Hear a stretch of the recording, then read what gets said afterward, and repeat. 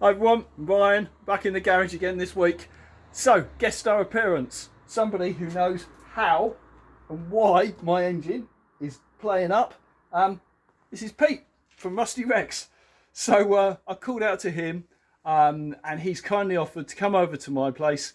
We're going to strip this engine together and try and understand why it was so lumpy. So without much more to say really, we're going to get on with it. So Yep. Thank you, Pete. No problem.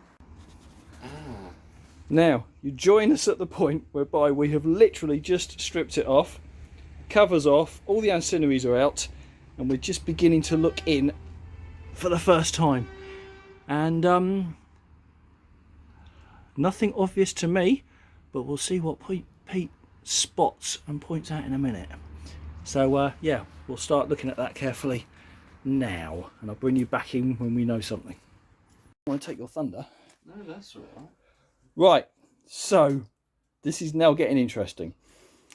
What Pete has pointed out to me, and I would never have spotted, is that the balancer weights that are located sort of up here and another one down there have to be lined up perfectly with the crank, so that obviously the weight of the balancers is directly opposite to the weight of the crank.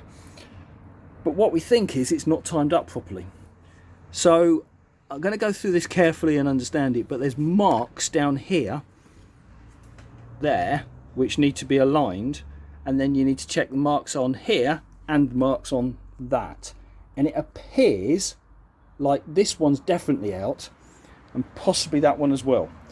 How that's happened, no idea. Whether someone's been in here before or if it's jumped, I don't know. But that looks wrong to Pete, at least, which is good. Thank you, Pete. Thank you very much for being here. Welcome, really mate. appreciate your expertise. And we're going to go through now. We're going to carefully check all these marks, and if they're wrong, we're going to try and line them up. Obviously, if we can, we don't know. We don't know how much we need to disassemble to get this sorted yet, but we're just working through that now. But that explains it, because it was shaking. It felt really quite violently shaking. A lot of rattle. So good. Right, movement forward. Okay, so look at this. We've just pulled this shaft out to take out that balancer, and we found that this balancer has been changed at some point to a solid version. So that was, we think, what was originally built in it, with some rubber cush drives in here, but that's what's on the engine. So that strongly suggests someone's been in here before. Well, I think it proves it. And maybe they just didn't do it right. They just upset the balance of the engine. Ah, okay. Interesting. Thank you. Right, let's see what we do next.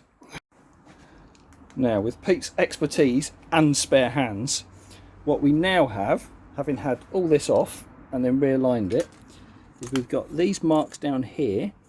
I'll try and juggle lights and things. We've got this light, this mark here is in line with that case. We now also have this mark up here in line with that case, and on the back we've now got that line mark there in line with that case. So we've now got all three lined up, whereas before that was not the case. This was definitely out of alignment by a considerable margin, and that one questionable. So I think that one was out of balance. That one might have been okay, but all in all, it definitely wasn't as it is now. So yeah, perfect. Well, without Pete's guidance to look at that, to check it, to understand it, I would not have been able to do that. And certainly without another pair of hands juggling all of this and lining it up isn't the easiest of jobs. Certainly not. Thank you very much, Pete. That was excellent. Now we'll see if we can carefully bolt it all back together, and we'll move forward again. Well done. Right, so for you it's just been a second. For me, this is a few days later now. The engine that I worked with Pete is now reassembled. It's ready for testing. I think that the clutch needs changing, because certainly the biting point on that felt very low. So that's one aspect remaining, but other than that, the engine's back together, but I don't have an opportunity to test it at the minute.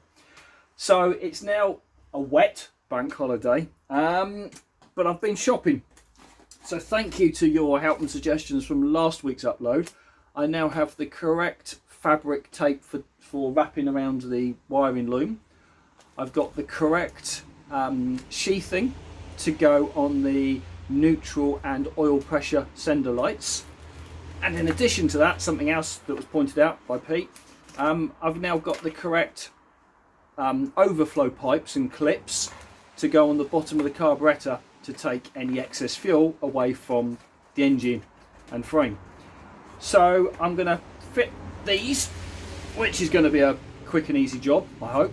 And then the one outstanding task on the Super Dream is just to try and get some lubrication into the rev counter to stop that squealing when it gets up to revs. So I think I'm going to try and just get these things buttoned off first. Then I'm going to get onto the frame of Sid. So let me just get on with this, and I'll bring you in at an appropriate time.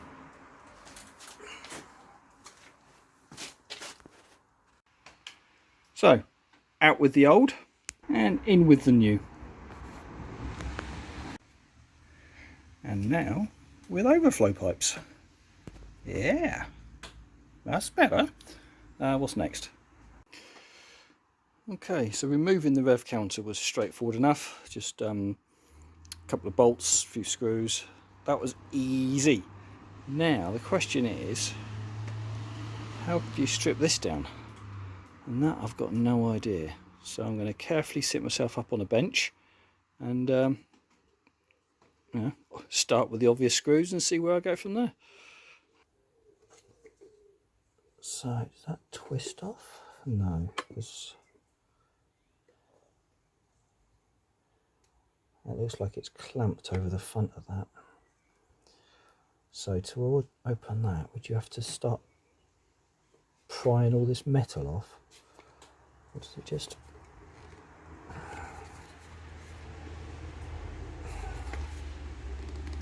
No. No, not obvious.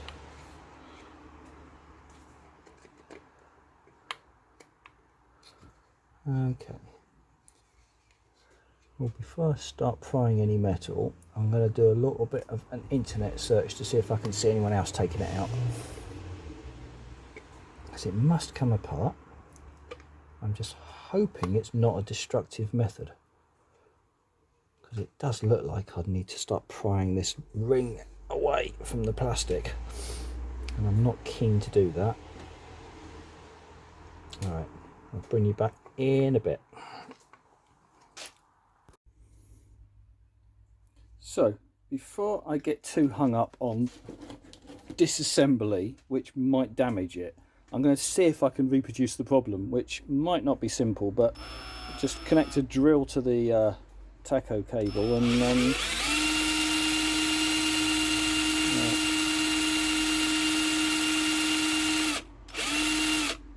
well, it seems like my drill's not fast enough to get it up into the revs where it was causing the problem. But at those sort of revs, it's running perfectly. Let me see if I've got a faster drill. Right, try a bit of maintenance spray. Just try and get a little bit in the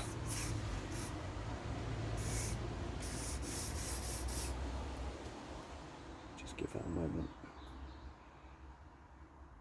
Don't want to flood it. Just want to put a bit in there. Just try reconnecting that.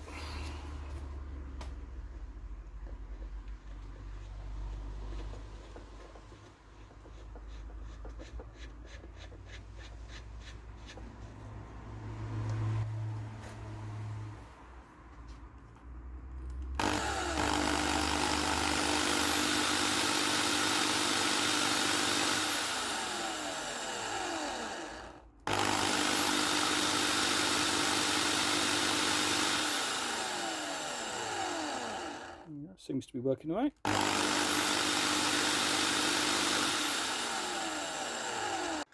Well, whilst it's all out, I'm going to put a bit of maintenance spray into the mileage as well, odometer, just because maybe it was that making a noise. I feel pretty confident it was this. However, I'll give it a quick test. Yeah, let's just test this.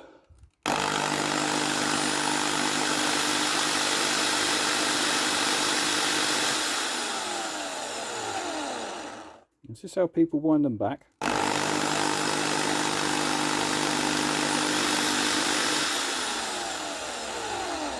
So surely that doesn't work, but it's so tempting just to give it a quick try. Does it go backwards?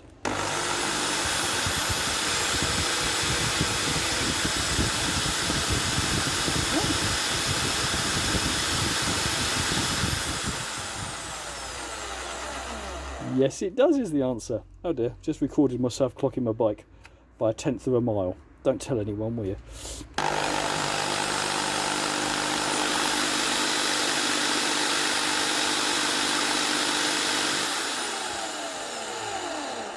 But there's no noise coming from that. Okay, good.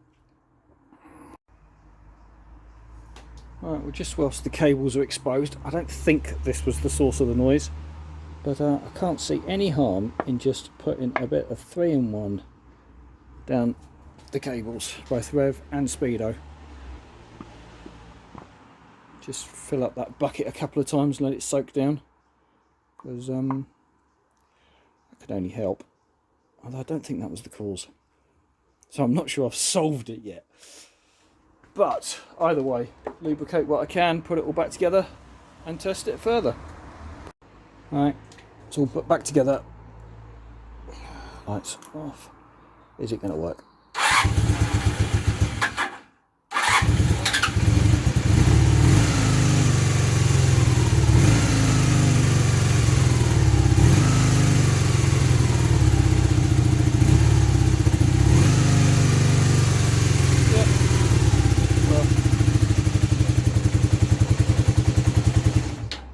Far so good. I need to take it out for a ride, and it's still raining. When it's next dry, I'll take it out for a ride. Okay, finally back onto the said frame and front end. Okay, so I'm just going to quickly remove this XL front end from the frame. If you haven't seen me introduce that before, that's in, I think, previous week's upload. But what I want to do is I want to remove this steering lock. So I'm going to try and cut, grind, remove that, and then fill the hole that's left. So I want that to be just a smooth finish when done. So first thing I'll do, yeah, remove this so I don't damage it, and then start seeing if we can clean it up.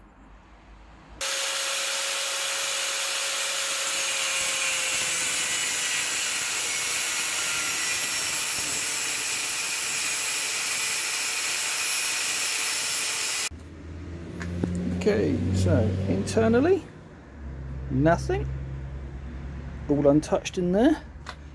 Externally, we now have the original hole, but I can smooth all that off, but the bulk of it has now gone. So, good. Okay, so this is the rather nasty looking wiring loom I've got with white tape and black tape. Let me see if I can clean that up with the appropriate fabric, make it look a bit better. Well, that to me was a simple job that doesn't really tidy it up, makes it look so much better, and hopefully that won't get all sticky and dry and flake off in the future. So I need to do the same to that bike, but then I got to take covers and things off to do it all fully. So not today, but I'll do that in the next opportunity I get. Good morning, next day, and I decided to use the bike this morning. So it wasn't so much a test ride, it was more usage. And I had a couple of issues. So I've got a slight oil leak from the front of the engine down here. So I've got a thought on how to sort that out, but I'm not particularly concerned by that. It's not bad. The back of the oil engine is dry, so that is good. I'm pleased about that. But fueling, it felt like it was running lean. It was over revving, sort of. It was revving, hanging revs when I shut the throttle off. and the exhausts look like they've got hot. That colouring to me looks like there's a problem, so I need to think about that. Generally alright, rev counter was good, no problems with that, that was all nice and quiet. Biggest primary concern, front brake. So I was using it and the front brake just faded away, to the point whereby, and I'm pulling it as, well, that's the brake, but pulling it as hard as I could, it was only coming to a very gentle stop. So yeah, I got a problem with that.